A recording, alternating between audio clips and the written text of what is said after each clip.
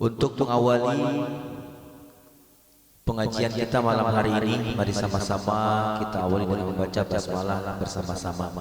Bismillahirrahmanirrahim. Baik para ibu yang kami muliakan,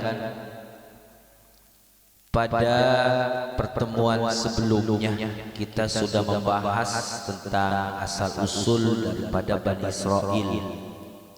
Sekarang kita coba menjawab sebuah pertanyaan.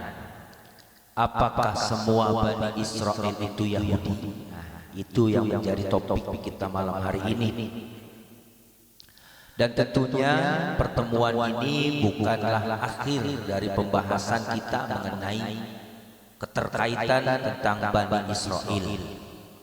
Ada beberapa pertemuan berikutnya yang nanti akan tentunya menambah wawasan kita. Berbicara tentang Bani Israel, sebelumnya sudah kami jelaskan bahwa Bani Israel itu sendiri adalah dari sebutan Nabi Yakub alaihissalam. Semua cukup jelas diterangkan dalam kitab suci Al-Quran. Bahkan di dalam surah Al-Baqarah itu secara umum membahas atau mengklasifikasi tentang 3 golongan di surah Al-Baqarah saja. Golongan yang pertama yaitu golongan orang-orang yang beriman. Dijelaskan 4 ayat 2 sampai dengan 5. Yang kedua ada golongan kaum kafir yang dijelaskan 2 ayat 6 dan 7. Dan golongan yang ketiga itu menjelaskan tentang kaum munafik, 13 ayat 8 sampai dengan 20. 3 golongan ini yang menjadi perhatian kita mengenai masalah apakah Bani Israel itu adalah Yahudi atau tidak. Nah, nanti akan kita sampaikan mengenai masalah kaum kafir ini terbagi 2. Yang pertama yang saya dapat dari kajian NU bahwa kafir yang pertama dikenal dengan kaum kafir pagan atau kaum musyrik pagan gitu. Kaum kafir pagan, paganisme. Secara umum pengertian pagan itu sendiri sebuah kepercayaan yang cenderung percaya kepada hal-hal yang bersifat supranatural, yang berkaitan kepada alam, kekuatan dewa-dewa gitu. Dan yang kedua, kaum musyrik yang berasal dari ahlul kitab. Tentunya kalau bicara tentang kaum munafik, kita sudah paham definisi munafik itu. Secara umum kita mendefinisikan orang munafik itu tidak sesuai antara hati dan perbuatan. Iya di mulut, tidak di hati gitu. Kemudian di sini kita menyampaikan tentang kaum munafik. Kita tahu adalah dia tuh kebanyakan pura-pura. Artinya bisa nampak dia Islam tapi di hati tidak meyakini, sebagaimana surah Al-Baqarah jelaskan. Hatinya ingkar.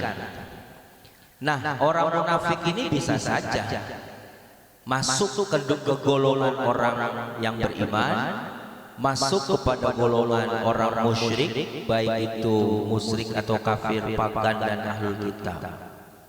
Nah, ahlul kitab yang paling sengit atau yang paling sering memusuhi para nabi dan rasul adalah kaum Yahudi. Nah, baru nanti ketemu kita.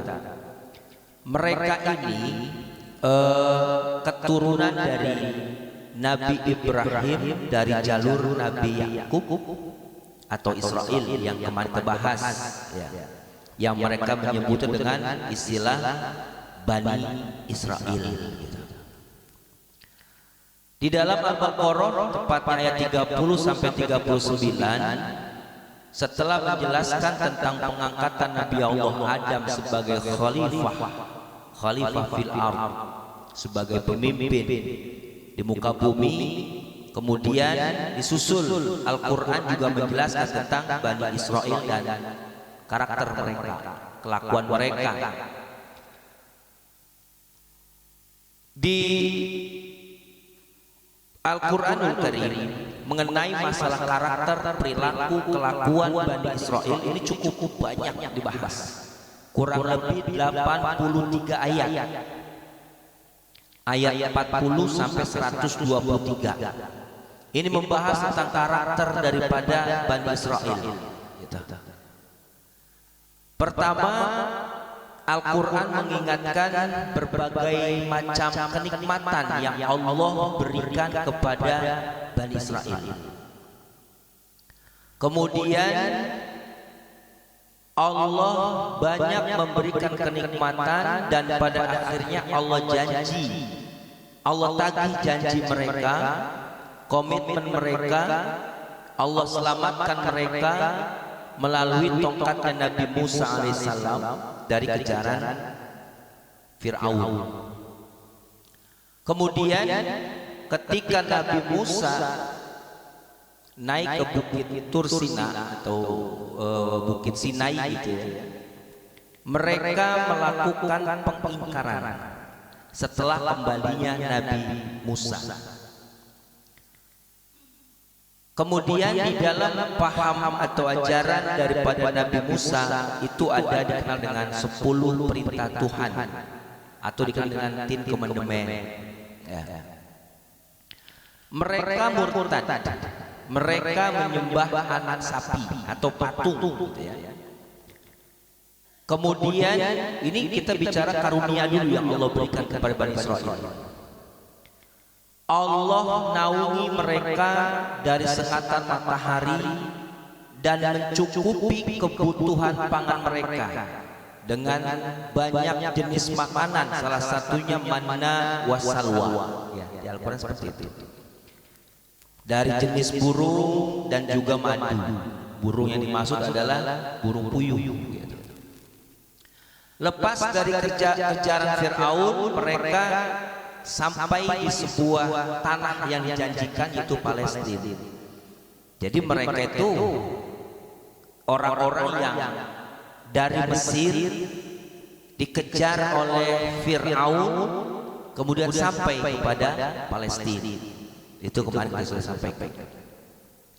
Mereka memasuki tempat yang suci yang dikenal dengan Baitul Maqdis yang di Palestina dengan cara membungkuk. Di ayat 85 dijelaskan.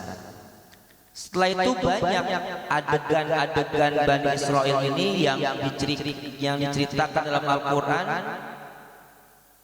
melalui banyak tadi karunia yang Allah berikan. Misalnya tadi Allah selamatkan dari kejaran Fir'aun, kemudian Nabi Musa memukulkan tongkatnya memancar 12 mata air, sumber mata air. Artinya semua kebutuhan dicukupi oleh Allah. Namun mereka itu serakah. Nah, ini karakternya. Kemaruk, dikasih sayur-sayuran banyak, ada timun, bawang putih dan lain sebagainya yang ada dalam Al-Quran sudah dijelaskan, kacang adas dan bawang merah. Sebagian mereka rakus dan melanggar kesucian hari Sabtu atau Yaumul As-Sabt, yang pada akhirnya Allah hinakan dia, Allah kutuk berupa qiradatan dan khasiin, kerak-kerak yang hina, termaktub dalam surah Al-Baqarah ayat 65. Akibat dari ketamakan. Nah, salah satu karakteristik mereka tamak. Sebagaimana kalau kita lihat kerang atau mungkin monyet pada umumnya, kalau kita kasih makan itu di mulut penuh, Bu. Di tangan kalau masih dilempar terima. Kanan udah ada, kiri masih terima. Ada kaki kanan kiri pun masih terima. Itulah ketamakan. Dan akhirnya Allah hinakan mereka, dijadikan mereka qiradatan khasiin, sebagai kera yang hina. Al-Quran juga menjelaskan tentang sikap bawelnya Bani Israel. Ketika salah seorang di antara mereka terbunuh saat Nabi Musa naik ke Bukit Sinai, mereka saling tuduh, dia yang bunuh, bukan dia, dan seterusnya. Untuk menguak peristiwa itu, akhirnya Nabi Musa itu ditanya, gitu, apa dan bagaimana supaya permasalahan selesai, dan akhirnya Nabi Musa menyuruh mereka untuk menyembelih sapi betina. Tapi bawel mereka itu bertanya, warnanya apa? Gitu. Ini karakteristik Bani Israel itu, bawel. Setelah dijelaskan warnanya kuning emas, belum puas, nanya lagi, cirinya bagaimana? Dijelaskan juga dalam Al-Quran bahwa sapi ini tidak dikaryakan untuk membajak sawah, artinya yang tidak digunakan untuk membajak sawah. Mulus dan tidak belang, tanpa belang. Sapi dengan kualifikasi itu rumit akibat bawelnya Bani Israel. Padahal kalau Nabi Allah Musa memerintahkan melalui Allah, sembelih ya cukup sebetulnya. Tapi karena dia bawel, ya Nabi Musa selalu minta petunjuk sama Allah, akhirnya diberikan jawaban-jawaban. Nah, akhirnya ketika sudah ditemui, nah menurut riwayat sapi tersebut itu adalah milik dari salah seorang yatim, dan memang harganya tinggi. Apa hikmahnya? Di sini Allah Subhanahu wa taala memuliakan anak yatim dan mendera dari Bani Israel. Maksudnya dengan harga seperti itu mau tidak mau harus dibeli sebagai pelajaran bagi Bani Israel. Setelah sapi tersebut disembelih, ekornya disabetin kepada mayat tadi yang dibunuh. Nah, di situ dia bangun, kemudian bicara siapa yang membunuhnya, begitu. Nah, kemudian sikap berikutnya dari Bani Israel yang tadi serakah, bawel, dan mereka nggak respect terhadap Nabi dan Rasul. Lebih-lebih setelah Nabi Musa dan para nabi datang silih berganti kepada Bani Israel, sebagian nabi dan rasul mereka dustakan, sebagian besar, malah sebagian pun dibunuh, gitu. Karena saking gak respeknya terhadap para nabi dan rasul. Nanti alasannya apa nanti kita akan ketahui. Malah ada satu penjelasan riwayat ini, mereka itu membunuh nabi dan rasul sehari itu bisa 70 nabi. Mereka membunuh Nabi Zakaria, membunuh Nabi Yahya, dan merancang mengeksekusi Nabi Isa alaihissalam. Ya, akhirnya Allah selamatkan Nabi Isa. Yang dibunuh adalah orang yang diserupakan Nabi Isa, yang menurut kita punya paham adalah Yudas Iskariot. Nah, ini keterangan dikutip menurut Ibnu Qayyim Al-Jauziyah dalam kitab Hidayat Al-Hayara halaman 48. Kelakuan mereka yang lainnya pun dikecam oleh Al-Quran. Bahkan mereka berani mengubah kitab suci sebelumnya. Ini sudah disampaikan menurut keterangan dari ucapan Ka'ab al-Akhbar, orang Yahudi sendiri, Bu, yang masuk Islam. Dia memberikan kesaksian, pernyataan yang dikutip dalam kitab Maulid Ad-Dibai, alamani abid taurah illa safaran wahidan kana yahtimuhu wa yadkhuluhu as-sunduq falamma mata abi fatahathu fa idza fihi nabiyyun yakhruju akhiriz zaman mauliduhu bi Makkah wa hijratuhu bil Madinah wa sultanuhu bisyam. Menurut Ka'ab al-Ahbar, Beliau ini orang Yahudi yang masuk Islam, menceritakan sebuah kebenaran bahwa kata beliau, ayahku mengajariku seluruh isi kitab Taurat kecuali satu lembar. Ia simpan dan dimasukkan ke dalam peti. Ketika ayahnya meninggal, ayahnya Ka'ab Al-Akhbar ini, kemudian dia buka peti itu, di tempat kelahiran di dalamnya terdapat satu lembar yang disimpan tadi dalam peti, ada satu lembar. Kemudian dia baca, ternyata isinya menerangkan seorang nabi akhir zaman, tempat kelahirannya di Mekah, hijrahnya di Madinah, kekuasaannya sampai ke Islam. Siapa dia? Baginda Nabi Muhammad SAW. Tapi itu didustakan, dibuang. Tuh, orang Yahudi seperti itu. Kemudian mereka tahu perihal tentang Nabi Muhammad, tapi menggunting atau memangkas informasi itu sebagian ahli kitab yang lurus. Makanya ini kembali lagi, tadi di awal saya katakan ada kaum kafir pagan dengan kaum kafir ahli kitab. Tidak semua ahli kitab itu mengingkari, tidak. Karena ada ahli kitab yang mengakui nama Nabi Muhammad atau Ahmad dalam perjanjian lama dan dalam perjanjian baru, dan di Al-Quran surah Al-A'raf ayat 157 pun dijelaskan. Setelah menguraikan kelakuan mereka ini di masa lampau, Allah berkata kepada Nabi Muhammad, apakah kita berharap atau apakah engkau hai Muhammad masih mengharapkan mereka itu beriman? Orang-orang Bani Israel yang kafir itu ya, dia itu sulit diharapkan keimanannya, karena memang sudah bercokol dalam diri dia, dalam hati mereka itu berbagai macam karakter buruk.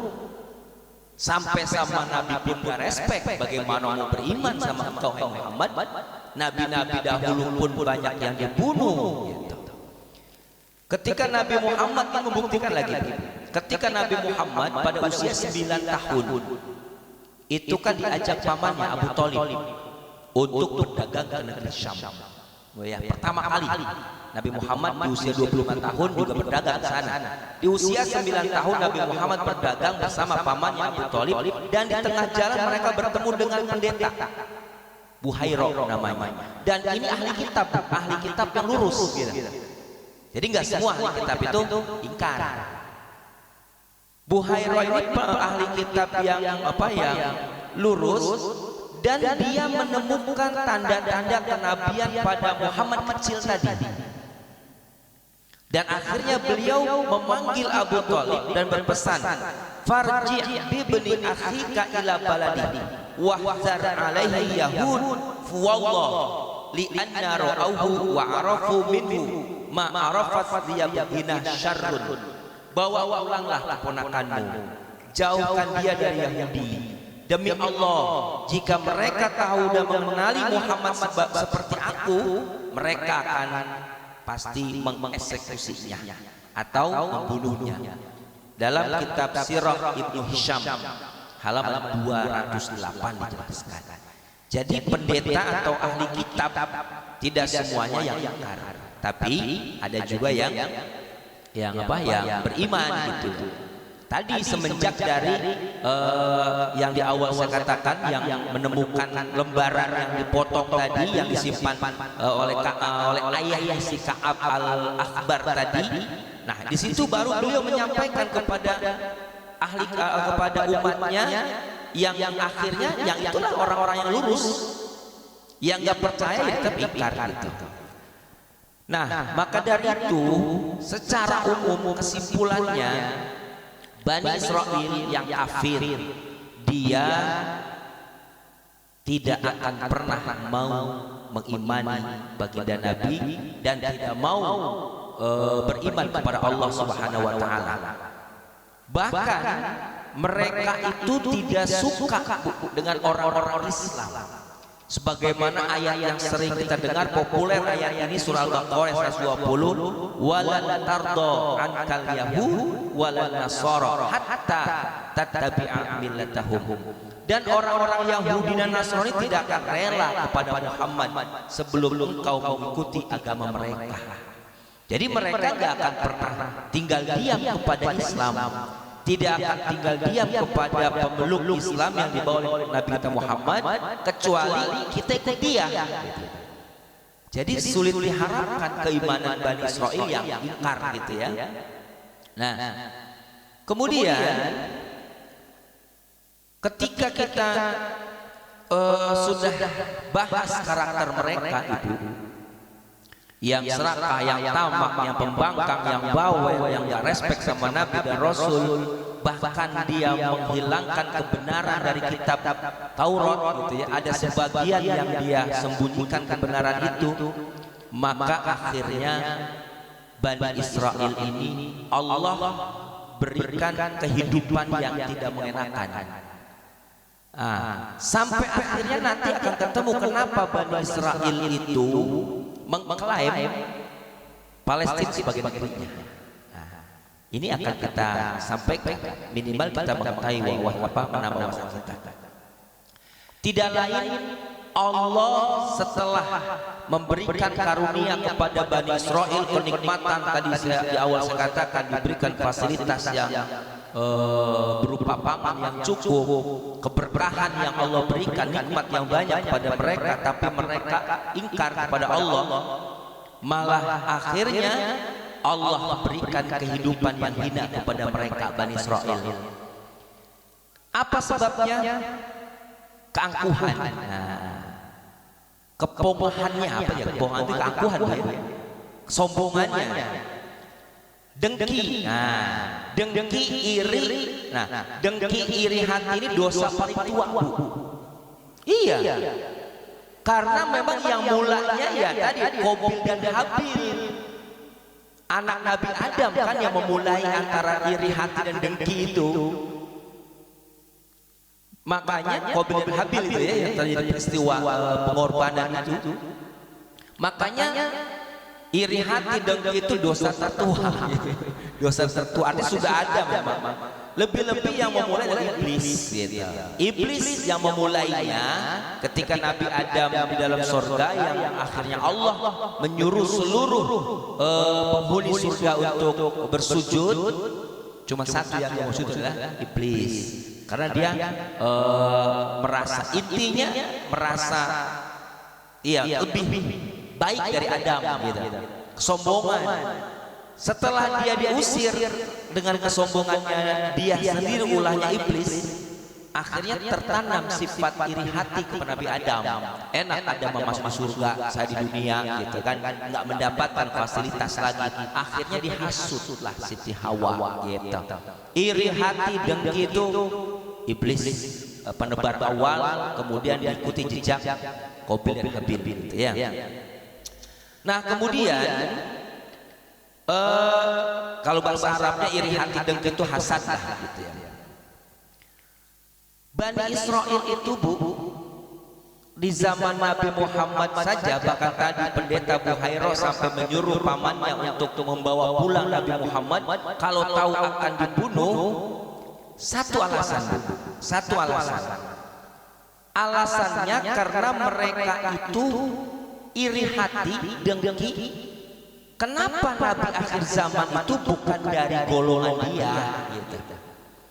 Kan Nabi Yakub, Nabi Yakub itu kita tahu 12 anaknya, Yusuf salah satu, dan seterusnya sampai kepada Nabi Ibrahim. Nabi Ibrahim punya anak Ishak dan Ismail. Nah, dari turunan Ishak inilah yang nanti pada akhirnya banyak menjadi Nabi Rasul, dari akhirnya Bani Israel yang ingkar banyak. Nah, Ismail itulah yang nanti akan melahirkan baginda Nabi dari jalur Ismail. Nah dia nggak terima, kenapa nggak dari kami jalur Ishak gitu maksudnya. Intinya begitu. Mereka itu sebetulnya tidak benci kepada Nabi Muhammad secara apa ya, orangnya tidak gitu ya. Tetapi karena mereka dengki, kenapa Nabi akhir zaman itu bukan dari Bani Israel, tetapi dari keturunan Ibrahim dari Ismail gitu. Dengan angkuh sombongnya mereka menyangka kenabian adalah hak keturunan Nabi Ishak, karena memang diakui dari Nabi Ishak itu banyak sekali para nabi dan rasul gitu. Ya mari kita jelaskan Bu ya. Mereka menolak Nabi Muhammad bukan karena Nabi Muhammad itu bodoh, bukan juga karena Nabi Muhammad itu orang yang tidak tahu apa-apa dan lain sebagainya lah. Karena mereka itu tadi menolaknya kenapa Nabi akhir zaman itu dari garis keturunan Ismail, bukan dari mereka gitu. Nah kemudian di beberapa tempat di Al-Quran menggambarkan kedengkian daripada Bani Israel, khususnya Yahudi itu. Lebih tepat dalam surah Al-Baqarah ayat 90, Bismillahirrahmanirrahim, bi'sa mashtaraw bi anfusahum ayyakfuru bima anzalallah baghyan yunazzilallah min fadlihi 'ala may yasha min ibadihi. Sangatlah buruk perangai mereka menjual dirinya dengan mengingkari apa yang diturunkan Allah karena dengki. Jadi itu mengingkari Nabi Muhammad sebagai nabi akhir zaman karena alasan dengki kepada keturunan Ismail gitu. Kenapa enggak harus turunan Ishak gitu? Banyak di antara ahli kitab ingin mengembalikanmu ke dalam kekafiran setelah beriman karena rasa dengki dalam diri mereka setelah kebenaran jelas bagi mereka. Surah Al-Baqarah ayat 109. Artinya setelah orang ahlul kitab yang jelas-jelas membaca keterangan kitab Taurat yang dipangkas oleh ayat Ka'ab al-Akbar tadi, setelah mengetahui kebenarannya mereka beriman. Tapi mereka yang tetap kepada pendiriannya atau enggak mendengarnya, mereka tetap enggak meyakini Muhammad Rasulullah SAW sebagai nabi akhir zaman. Allahu Akbar. Ya. Allah mencela kedengkian mereka. Kenapa mereka dengki pada Muhammad tadi? Padahal secara umum keturunan Nabi Ibrahim kan Ishak Ismail kan Nabi Ibrahim itu dimuliakan oleh Allah. Jalur Yakub karunia berlimpah gitu ya. Bahkan juga para banyak sekali di antara mereka terdapat para nabi gitu. Artinya seperti Nabi Yusuf, Nabi Sulaiman, Nabi Daud gitu ya. Itu dari keturunan mereka gitu. Tapi memang ya gitu. Karena iri hati dengki. Nah, kemudian di dalam surah An-Nisa ayat 54, apakah mereka dengki kepada Muhammad karena karunia yang telah diberikan Allah kepadanya? Sungguh kami telah berikan kitab dan hikmah kepada keluarga Ibrahim dan kami berikan mereka kerajaan kekuasaan yang besar. Kedengkian Bani Israel menjadi pangkal dari berbagai penyakit dan kutukan. Allah cabut kemuliaan mereka. Awalnya kan Allah muliakan mereka karena mereka ya turunan Nabi, Nabi Rasul. Mereka menjadi bangsa terlunta-lunta setelah itu hidup di bawah penindasan bangsa lain. Kedengkian mereka bukan hanya kepada bangsa lain, mereka bahkan dengki kepada saudara mereka sendiri. Tetapi beda ibu yaitu Yusuf putra Yakub dari Rahil kemarin kita bahas. Jadi awalnya memang mereka sudah punya rasa iri hati dan dengki. Termasuk kepada Yusuf, kita sudah sampaikan Nabi Yakub punya istri 4 gitu ya. Salah satunya Rahil yang memiliki anak 2, Yusuf dan Binyamin. Nah, 10 saudara yang lainnya menaruh rasa iri hati kepada Yusuf. Gitu. Jadi mereka dari awal memang memiliki sifat dengki. Gitu. Tidak kita jelaskan tentang kisah Nabi Yusuf karena kemarin sudah sebagian kita sampaikan gitu ya. Dan akhirnya awalnya mereka Nabi Yakub itu tinggal di sebuah negeri namanya Kan'an, sama dengan anaknya Nabi Nuh, Kan'an. Kemudian mengalami kondisi paceklik saat itu mereka hijrah ke Mesir kan. Terus mereka akan di Mesir. Nah, pada periode Nabi Musa mereka masih di Mesir mendominasi. Terus karena mereka dikejar Firaun akhirnya masuk ke Palestina gitu. Itulah kronologis kurang lebihnya. Nah, kemudian sepeninggal Nabi Musa dan Harun mereka itu mendapat penindasan dari bangsa Palestina asli. Kan dia pendatang. Dari Mesir Bu ya, dari Mesir. Iya, ke Palestina. Nah, di situ setelah Nabi Musa dan Nabi Harun meninggal, mereka hidup di bawah penindasan bangsa Palestina. Allah mengutus Tolut. Nah, ini cerita Nabi Daud. Karena ada raja Tolut dan Jalut saat itu di zaman Nabi Allah Daud alaihissalam. Tolut itu raja yang lurus lah gitu, pihak Nabi Daud, tapi Jalut lah raja yang menentang gitu. Akhirnya Raja Tolut meninggal dunia digantikan Nabi Daud. Saat Nabi Daud meninggal digantikan lagi putranya Sulaiman alaihissalam. Sulaiman lah Bu yang pertama membangun Baitul Maqdis. Menurut riwayat ya. Makanya maaf nih, tudingan mereka menggempur Al-Aqsa akan membuat satu sebuah kerajaan yang membangun untuk menyambut Dajjal katanya. Apa istilahnya itu? Oh, ya seperti itulah. Ya. Jadi Sulaiman membangun Baitul Maqdis. Sepeninggal Nabi Sulaiman, Bani Israel terbelah dua. Di sisi selatan kerajaan Yehuda atau Yahuda, putra dari masih keturunan Nabi Yakub, ada salah satu nama putra adalah Yehuda gitu. Beribu kota di Yerusalem. Di sisi utara berdiri kerajaan Israel, beribu kota di Samaria. Sebelah dua mereka setelah peninggalan Nabi Sulaiman gitu. Pada tahun 720 sebelum Masehi, kerajaan Samaria hancur ditaklukkan bangsa Asyur. Sebagian penduduknya ditawan dan dijadikan budak. Ini kondisi Bani Israel Bu. Terluta-luta, terpecah belah. Dulu kan utuh sebelumnya. Ini akibat ibaratnya dosa masa lampau mereka gitu. Iya gitu. Yang awalnya mereka itu dikasih banyak karunia. Kerajaan Samaria hancur ditaklukkan bangsa Asyur, sebagai penduduknya ditawan dan dijadikan budak. Ini Israel yang di bagian utara ya. Sebagian jadi budak, sebagian lari. Inilah periode awal hilangnya 10 suku Bani Israel. Pecah mereka. Yang tadi 12 pecah gitu ya. Setelah itu giliran kerajaan Yehuda tadi. Tadi kan kerajaan Samaria, Israel dia di Samaria telah dihancurkan oleh bangsa Asyur. Nah, kerajaan Yehuda yang ada di sebelah selatan, betul Bu ya? Itu dihancurkan oleh ditaklukkan maksudnya Babilonia. Nebukadnezar ya. Iya, yang kedua di penguasa Babilonia.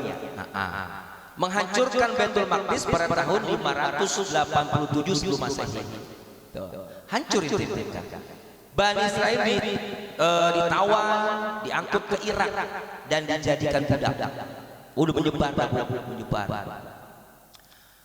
Kemudian Sirus yang agung penguasa Persia mengalahkan Babilonia. Jadi berpindah lagi tuh kekuasaan Yehuda tadi, gitu ya. Yang awalnya dia berada di situ, kemudian ditaklukkan Babilonia ditaklukkan lagi. Kemudian dia mengizinkan Bani Israel balik ke Palestina.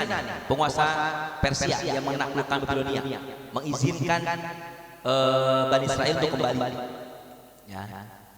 Kemudian membangun ulang Baitul Maqdis.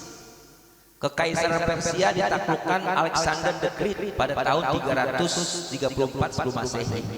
Bani Israel hidup di bawah kekuasaan bangsa Yunani saat itu. Gitu.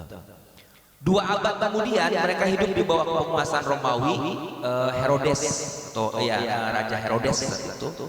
Mereka memberontak, Herodes menghancurkan Baitul Maqdis lagi. Perjalanan luar biasa. Gitu. Ini kedua kalinya Baitul Maqdis, warisan dari Nabi Sulaiman karena beliau yang membangun awal, ini dihancurkan. Pertama kali tadi, yang kedua lagi dihancurkan oleh kerajaan Romawi. Kemudian Bani Israel banyak ditawan menjadikan budak. Kaisar Hadrianus membangun ulang Baitul Maqdis bukan untuk Tuhan tapi untuk dewa Romawi, terutama yang dikenal dengan Jupiter. Itu ini menurut sumber yang dapat dikutip. Kemudian Bani Israel marah, mereka berontak, meletuslah perang Bar Kokhba 132 sampai 135 sebelum Masehinya. Bani Israel ditumpas, setengah juta orang tewas, 985 desa diratakan dengan tanah, mereka ditawan dijadikan budak, juga dilarang memasuki Yerusalem awal tadi. Jadi mereka sudah kondisi sudah apa ya, terlunta-lunta, hancur, binasa, pergi, balik lagi, hancur, pergi lagi, gitu. Jadi nggak ada tempat yang tetap gitu ya. Intinya seperti itu. Nah, pada tahun 610 Masehi, dinasti Sasania Persia mengalahkan Romawi dan merebut Palestina. Bani Israel diberi wewenang memugar Baitul Maqdis balik lagi. Hanya berselang 5 tahun bangsa Romawi kembali merebut Palestina. Helena, istri Konstantin, menghancurkan Baitul Maqdis dan menjadikannya sebagai got pembuangan sampah saat itu. Bani Israel memasuki kembali era diaspora, mereka keluar dari Palestina dan hidup terlunta-lunta. Sebagian mereka ada yang ke Yunani, ada yang ke Turki, Libya, Italia, Mesir, udah nggak menetap mana-mana. Beberapa pindah dan menetap di Arab, terutama Madinah. Mereka terbagi ke dalam 3 golongan besar. Di Madinah itu ada Bani Nadhir, ada Bani Quraisyah dan Bani Qainuqa. Itu dalam sejarah Nabi sudah ada. Tiga suku mereka.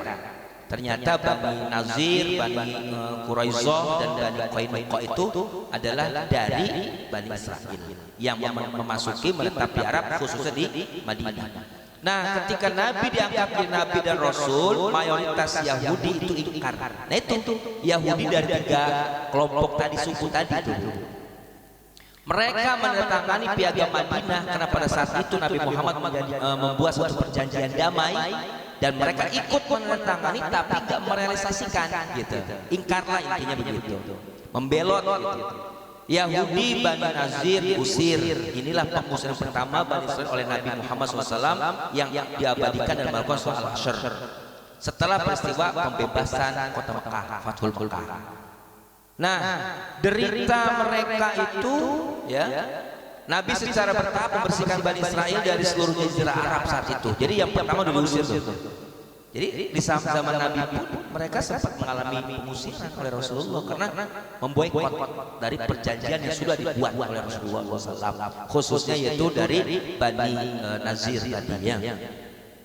Setelah pembebasan Fathul Mekah atau kota Mekah, Nabi secara bertahap membersihkan Bani Israel dari seluruh jazirah Arab. Derita mereka belum berakhir. Bani Israel yang tinggal di Eropa mengalami sentimen antisemit yang meluas. Puncaknya Hitler, penguasa Jerman yang percaya keunggulan ras Arya, memberangus sekitar 6 juta Yahudi dihancurkan yang ada di Eropa. Jadi mereka itu hidupnya nggak tentram sebetulnya gitu ya. Iya, secara bertahap ini dilakukan sejak tahun 1933 sampai 1945. Peristiwa ini dikenal sebagai apa nih? Iya, Holocaust, betul. Genosida terbesar terhadap Bani Israel dengan sejarah modern itu penghancuran yang dilakukan oleh Hitler gitu ya terhadap Bani Israel yang kurang lebih ini 6 juta orang Yahudi ya. Ini Ibu perlu kita ketahui gitu bahwa masa depan Bani Israel itu mulai mengalami titik balik secara deklarasi apa nih, Balfour 1917. Proklamasi kemerdekaan, mereka sudah berani memproklamasikan. Jadi itu mengalami titik balik sejarah lagi gitu ya. Tetapi kita percaya Bu, Al-Quran pada setiap masa hingga hari kiamat Allah akan mengutus tangan-tangan untuk mendera Bani Israel karena keangkuhan, sifat ketidakbaikan, kepokahannya dia gitu ya. Karena kalau kita awal tadi dari mulai beliau, kemudian di zaman Nabi Musa, terus ke zaman Nabi Sulaiman, di zaman baginda Nabi pun Allah mengutus tangan-tangan untuk mendera Bani Israel. Hitler hanya mengulangi dari sosok Fir'aun gitu ya, yang telah menginikan bangsa Yahudi saat zaman Nabi Musa alaihissalam gitu ya. Allah memang menyatakan dengan terang jelas dalam surah Al-A'raf ayat 67, wa idza adzana rabbuka la yab'atsanna 'alaihim ila yaumil qiyamah mayyasumuhum su'al azab. Dan ingatlah ketika Tuhan memberitahukan bahwa sungguh Dia akan mengirim orang-orang yang akan menimpakan azab yang seburuk-buruknya kepada mereka, yaitu orang Yahudi, sampai hari kiamat. Sejarah belum berakhir. Negara Israel yang mengklaim sebagai rumah Bani Israel kan berawal dari situ Bu ya, dia mengklaimnya begitu, padahal dia pendatang setelah itu diusir lagi gitu ya, terus balik lagi gitu. Tapi dia mengaku mengklaim itu adalah tanah kelahiran dia. Kini menjelma menjadi raksasa ekonomi dan militer di dunia. Sepintas mereka tidak akan mungkin lenyap dari peta dunia, tetapi dan jauh tidak akan meleset. Kita tahu siapa lagi yang yakin Allah untuk azab mereka. Mungkin peristiwa ini akan nanti menjawab semua tentang Palestina dan Israel ini. Mungkin nanti sesi berikutnya akan kita bahas tentang 12 klan dan diaspora mereka. Siapa 12 dan bagaimana mereka akan berkembang dan pada akhirnya, dan intinya saya ambil kesimpulan bahwa Bani Israel atau kita dengan kenal Yahudi gitu, tidak semua Yahudi itu kafir. Maksudnya tidak semua Bani Israel itu kafir. Maksudnya karena kita merujuk Yahudi kan dari Yehuda tadi Bu ya. Karena tadi ketika mereka meyakini isi kitab Taurat yang disembunyikan terus menemui kebenaran, mereka lurus. Sebagaimana orang Yahudi dari kalangan salah satunya adalah pendeta Bukhiro salah satunya, dan tadi yang Akhbar tadi ya, dia telah menemukan kebenaran tentang yang disembunyikan oleh ayahnya. Jadi intinya Yahudi atau Bani Israel tidak semuanya mereka kafir. Tidak semuanya juga mereka itu beriman kepada Nabi dan Rasul. Apalagi kalau kita lihat tadi, mereka malah justru tidak merespon daripada para Nabi dan Rasul. Jadi kesimpulannya, orang Yahudi yang kita dalam Bani Israel juga terpecah belah. Ada yang mengikut kepada Yehuda tadi, ada yang memang Bani Israel sendiri yang di Yerusalem itu, dan pada akhirnya kita ketahui bahwa mereka itu sudah mulai porak-poranda, terlunta-lunta dan pecah belah. Dan akhirnya mereka mengklaim bahwa Palestina itu adalah negeri mereka. Padahal menurut sejarah dari awal disampaikan mereka itu adalah pendatang. Karena Yakub sendiri, Nabi Yakub alaihissalam tinggal di Kanaan, mengalami satu kondisi yang sulit secara pangan dan paceklik musim. Akhirnya dia hijrah ke Mesir karena Nabi Yusuf sebagai putra Nabi Yakub menjadi orang besar di Mesir. Setelah itu lama menetap, periode zaman Nabi Musa masih di Mesir, kemudian mereka mendapatkan tekanan dari Fir'aun, kemudian mereka hijrah kepada Palestina. Dan saat itu dia mengklaim bahwa Palestina adalah negerinya. Itu saja barangkali Bu yang nanti kita lanjut lagi tentang sejarah atau sirah nabawiyah berkaitan kepada Yahudi atau Bani Israel gitu ya.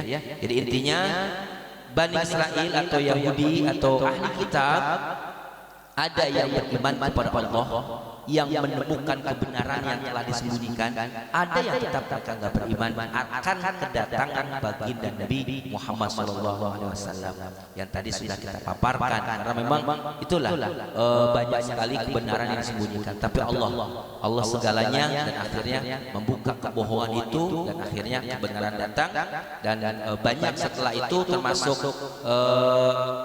putra dari pemilik petik tersebut tadi pun dia masuk agama Islam. Itu saja barangkali yang kami sampaikan sambil santai kita diskusi. Itu saja, kurang lebih mohon maaf. Akhirul kalam, billahi taufiq wal hidayah. Wassalamualaikum warahmatullahi wabarakatuh.